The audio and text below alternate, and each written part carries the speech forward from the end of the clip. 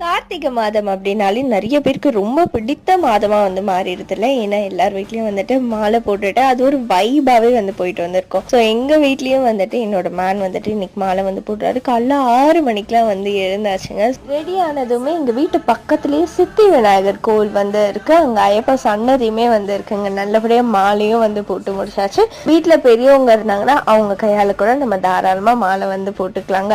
அதுக்கப்புறமா நாங்க வீட்டுக்கு கிளம்பி வந்துட்டோம். ஏன்னா வீட்லயும் விளக்கேற்றி சாமி வந்து கும்பிடணும்ல. ஸோ குடும்பத்தோடு சேர்ந்து வீட்லேயும் வந்து சாமி கும்பிட்டு முடிச்சிட்டோம். உங்கள் வீட்டில் நீங்கள் மாலை போடுறதா இருந்தால் என்ன மாதிரி ப்ரொசீஜர்லாம் ஃபாலோ பண்ணுவீங்கன்றத கமெண்ட்டில் வந்து சொல்லுங்கள். ஏன்னா ஒரு வீட்லேயும் ஒரு மாதிரி வந்து இருக்கும்ல. அண்ட் சாமிலாம் கும்பிட்டு முடிச்சதும் பெரியவங்க கிட்ட ஆசீர்வாதமும் வாங்கியாச்சு. எங்களோட வீட்டில் எப்படி வைப் இருக்குன்றத பார்த்துக்கலாமா?